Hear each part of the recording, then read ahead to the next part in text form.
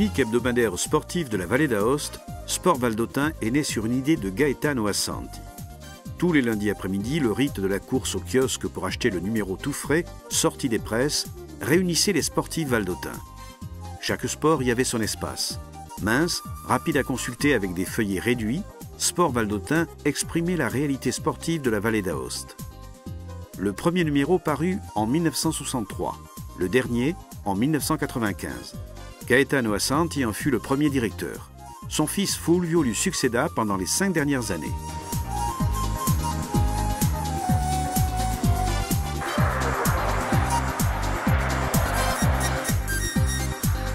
En 1985, le rallye automobile valdôtain était en ébullition.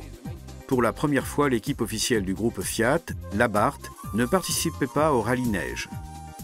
D'habitude, la maison turinoise, grâce aussi à l'intérêt que son directeur sportif, Cesare Fiorio, manifestait pour le rallye valdôtain, utilisait le rallye neige comme épreuve de test en vue du rallye de Monte-Carlo, programmé pour la fin janvier.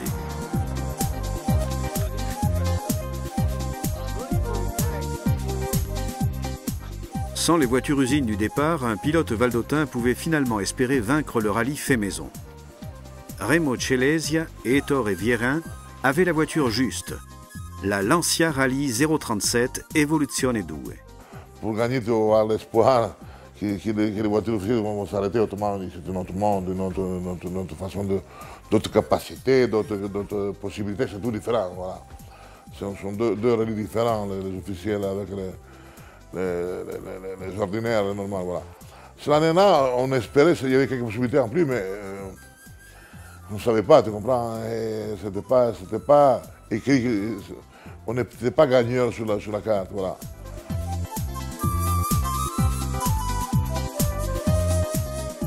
Surtout dans les années précédentes, il y avait une présence des pilotes officiels. Et même si Remo était un bon pilote, il arrivait à s'approcher autant des pilotes officiels et quelquefois aussi à faire même des temps meilleurs. Quand même, il y avait une expérience, une professionnalité et aussi à niveau technique des pneus, une différence que c'était difficile à combler.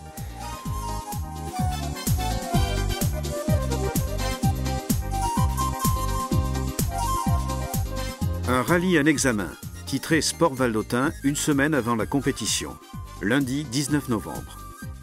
Le journaliste Giorgio Ball donnait pour favori Remo Celesia.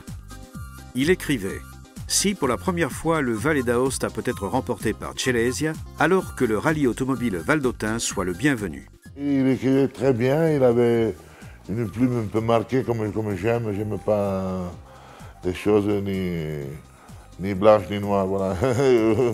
Moi je j'aime pas. Il n'avait pas timeur d'exprimer ses pensées. Quelquefois, il crée même des problèmes, parce que pas toujours on pourrait dire ce qu'on veut, mais il était très objectif, voilà.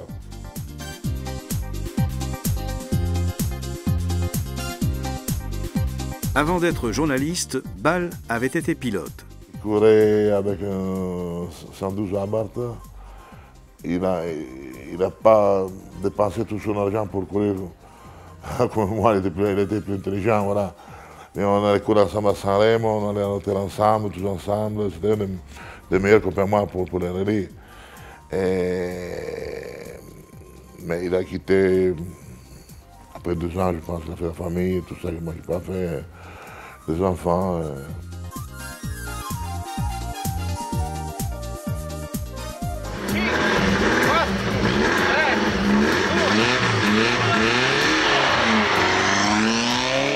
Le rallye prend le départ dans la soirée du samedi 23 novembre. La première épreuve, le col Zuccore, est au programme à 20h16. Le leitmotiv de la course s'avère tout de suite clair. Les voitures à 4 roues motrices comme l'Audi 80 Quattro de l'Émilien Bruno Bentivogli dictent leur loi dans les épreuves mixtes asphalte-neige. Les chevaux de la 037 de Celesia, prototype de course, ne peuvent rien contre la traction de l'Audi, berline dérivée de la série. Dans les épreuves moitié-moitié, comme je me souviens, le col Pantaleone, et il nous donnait beaucoup de temps parce que pour faire seulement, pour monter 2 km terminal, je devais monter les pneus cloués et faire 15 km avec les pneus cloués, où je perdais 1 minute. Autrement, moi, je n'avais pas monté le dernier tour. Et lui, il partait avec les pneus slick et après, il montait même, il réussissait à monter. Ce n'était pas une vitesse, seulement de pouvoir passer le sommet. Voilà.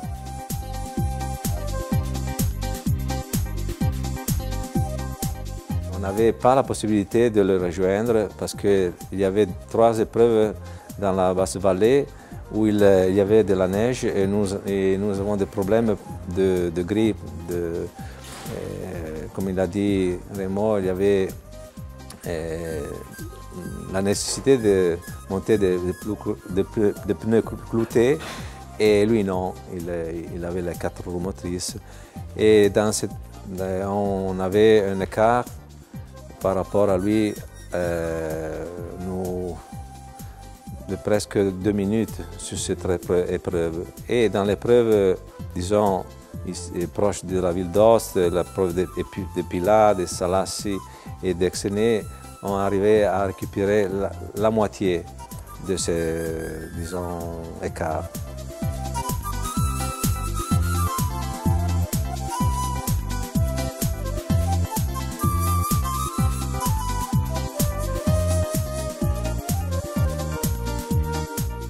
Celesia pouvait disposer de la 037 la plus rapide qu'il n'ait jamais eue, la dernière génération.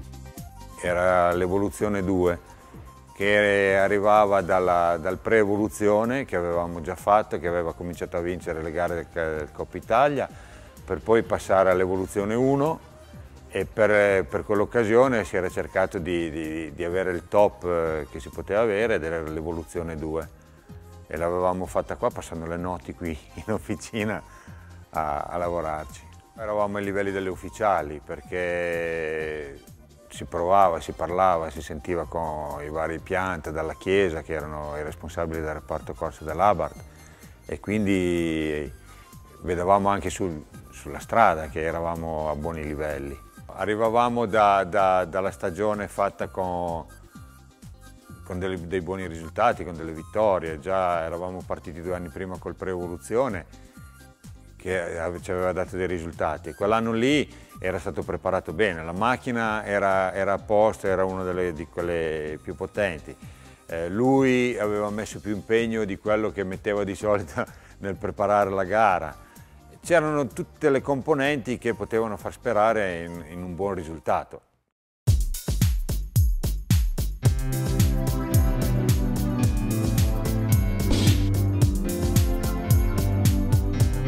Pourtant, la course de Celesia et Viérin semble tracée. Tout ce qui a été mis en œuvre ne semble pas suffire. Dans les épreuves comme Pila, les Salas, Exené et Alindou, les deux récupèrent mais réussissent seulement à minimiser le désavantage. Puis arrive l'imprévu, le coup de théâtre qui révolutionne la compétition. Bentivogli sort de route dans la descente durant l'épreuve Arpuy-Exené. Je me souviens que à ce moment-là, il était avant d'1 minute et quelques.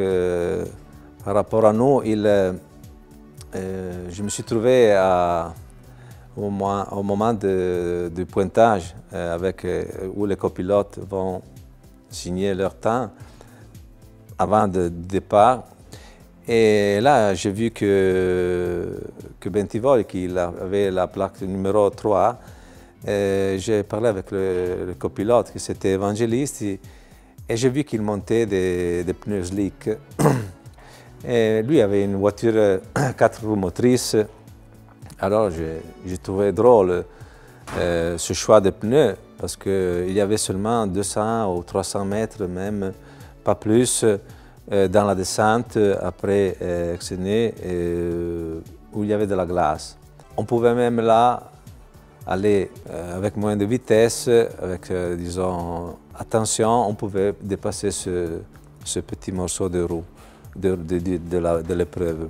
Et il m'a dit non, mais il m'a répondu en disant non, mais ces pneus-là sont des slicks thermiques qui vont se chauffer et on n'a pas de problème. Et le problème, il a eu, parce que peut-être ils l'ont exagéré, je crois, et ils n'ont pas levé le pied. et ils sont sortis. Et je croyais que là, c'était fini pour lui. Et quand je l'ai vu encore arriver au pointage, au départ de l'épreuve d'Alain, je me suis surprendu et j'ai dit, bon, même là, maintenant. Et alors j'ai regardé le temps qu'il avait perdu, mais il avait perdu déjà du temps dans l'épreuve spéciale et puis aussi le temps qu'il avait à disposition pour arriver à l'épreuve d'Alain, et il avait, je crois, payé, on peut dire payé 3-4 minutes. Remo Celestia est en tête de la rallye neige. Le rêve est en train de se réaliser. Il manque encore 3 épreuves pour finir et les deux Valdôtains peuvent gérer leur avantage accumulé, même s'ils affrontent des spéciales favorables à l'Audi de l'Emilien. Dopo quella lì che è uscito, noi abbiamo detto ciao, no? Certo. E lui aveva il 3 e noi il 5. Sì. E allora poi sono arrivato al controllo orario e dicevo, ah no, non ce la fa, non arriva più, è fuori, è fuori, è fuori. E poi a un certo punto invece questa macchina è arrivato e ha pagato 3-4 minuti. Sì. Quindi è partito dietro, certo. Ha fatto Alain dietro e il pantaleone famoso che era... O lo Zuccone l'ultimo? Il pantaleone.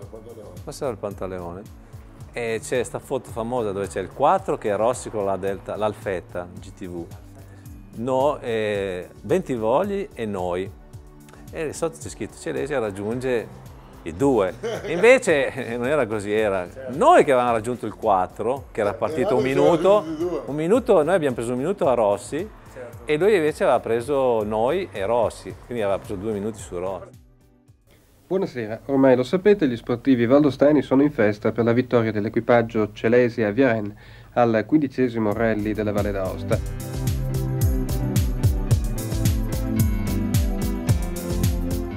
À la sortie de la spéciale du col Zuccore, la dernière du rallye, commence la fête qui continue à Saint-Vincent, avenue Piemonte, sur le podium. Il était tellement grande la satisfaction de gagner ça, que je ne me suis pas rendu compte à l'arrivée, tout ça, je l'ai apprécié après. Parce que c'était une grande satisfaction.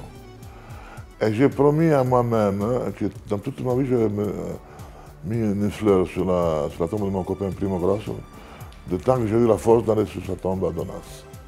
Et c'est une chose que j'ai respectée jusqu'à maintenant, à présent.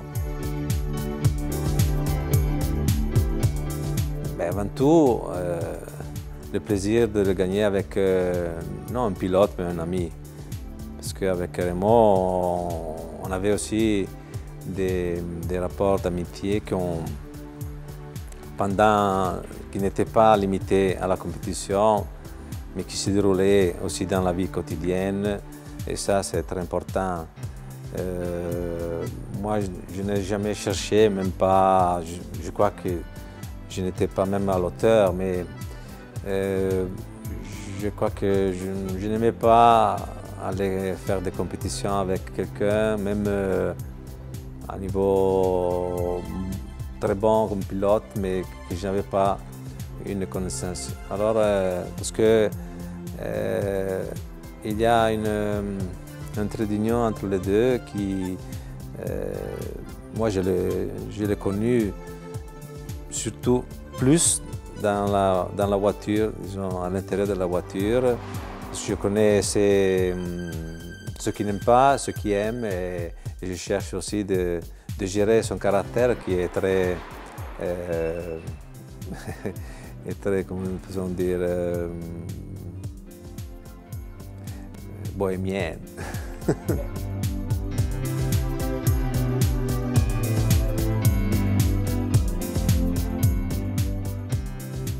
Une grande joie aussi à niveau sentiment, disons, parce que surtout pour Remo, je l'ai connu aussi moi, Monsieur Primo Grosso, qui avec d'autres amis, il a inventé, disons, le rallye du Val d'Aoste, qu'aujourd'hui encore arrive à porter son nom au dehors de notre région, au niveau national et aussi international. C'était un rallye différent parce qu'il y avait, je crois, seulement 3 rallyes en Europe qui se disputaient sur la neige. il y avait le Monte Carlo, un rallye en Norvège, ou quelques rallyes en Norvège, en Finlande, en Suède. Mais le Val d'Aoste, c'était très connu pour cet aspect, cette caractéristique. Et là, on avait bien d'amis, des copains qui nous attendaient. Et puis aussi une satisfaction pour Gino, Ferrato et tout l'entourage pour voir une voiture qui arrive à gagner le rallye que nous aimons et je crois que jusqu'à la fin de nos jours, nous l'aurons dans le cœur.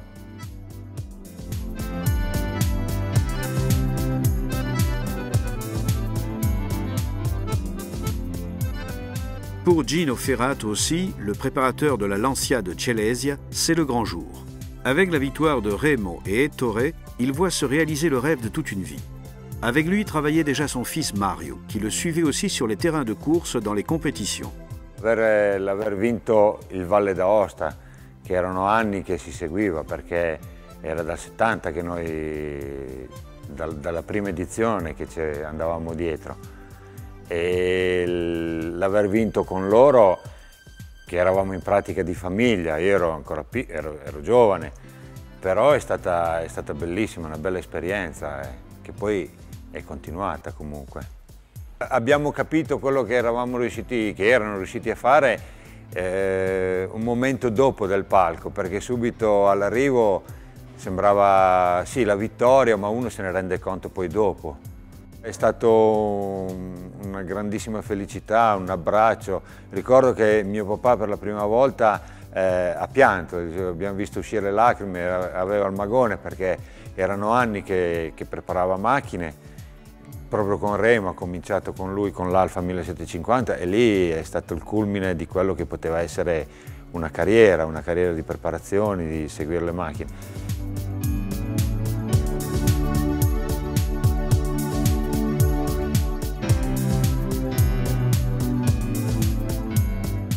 La grande fête en est seulement à ses débuts. La chance a vraiment embrassé Celesia et Vierin. On a eu deux chances, parce que il y avait Bentivogli avec l'Audi, il y avait aussi une Citroën Visa 4x4 qui la conduisait Serena, et aussi une petite voiture, même avec une puissance bien inférieure par rapport à notre voiture.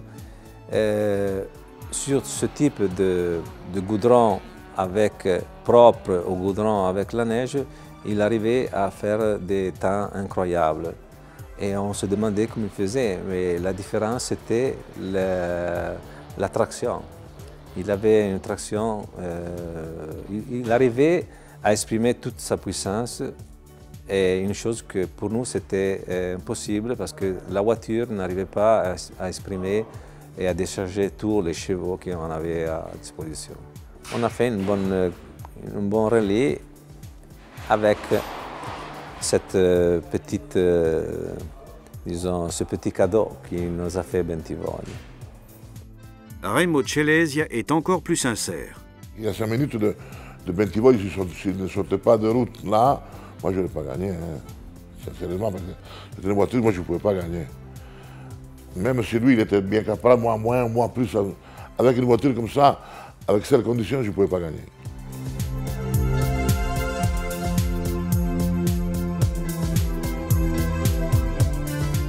En 1985, les rallyes avaient d'autres règles. On courait toute la nuit et les assistances étaient placées tout de suite avant et après la conclusion des ES. Le contact avec les passionnés était plus intime, direct. Pour les gens, pour tout. Et en plus, lorsque tu fais un rallye chez toi, même si tu es fatigué, tu ne te sens pas parce que tu as tous les copains, la claque et ça qui te tiennent vif, tu te passes. C'est le dernier problème, ça, voilà. Et c'est plus sûr, c'est plus facile. La nuit, c'est plus dur, mais moi je préfère, voilà. Même le vieux campagnard qui était à Chaland, qui ne savait pas ce que c'était un rallye, il comprenait ce que c'était un rallye. C'était une façon de participer mieux, plus dedans dans la manifestation. Voilà, maintenant, c'est tout mécanisé, tout standard, des camions qui coûtent 200 millions de lire pour l'hospitalité, tout ça. On avait les copains avec les saucisses sur le boudin, un peu noir, voilà. Les voitures de rallye appartenaient d'habitude au pilote lui-même, qui les faisait préparer par son mécanicien de confiance. La voiture, moi, je ne l'ai pas achetée officielle, je l'ai achetée de série. Après, avec ici, où on est maintenant, avec voilà, mon copain qui n'est plus, M. Ferrato, qui l'a amélioré avec tout son cœur, avec pas beaucoup d'argent. Lui, rien d'argent, mais pas beaucoup d'argent pour les trucs de change, pour l'améliorer, voilà. On a fait une voiture bonne avec l'aide de l'ancien pour les pièces OK. Et une voiture qui était née avec une prédisposition pour faire le rallye, voilà. Après, c'est tout changé. Avec les 4 motrices, les coups, tout ça, c'est tout changé, voilà. Le rapport avec le public était différent, amical, on partageait. Il y a des valeurs, parmi les Valdôtains même. Moi, j'avais le campagnard de Charac qui m'attendait avec sa bouteille de vin. Parce que je ne parle pas toi, je suis Valdôtain, alors. Et j'ai aucune envie de boire du vin, mais il m'attendait, je faisais seulement de boire un verre, à la tuile, autre chose, c'était tout pareil, voilà. Et ce sont des choses pour mes racines qui comptent beaucoup, voilà. Remo Cellesia savourera à nouveau la joie de la victoire d'un Valle d'Aoste 3 ans plus tard en 1988, avec une autre Lancia, la Delta Integrale, en couple avec Giorgio Frassi. Mais l'émotion pour la rocambolesque victoire marquera à jamais sa vie et celle d'Ettore Vieira.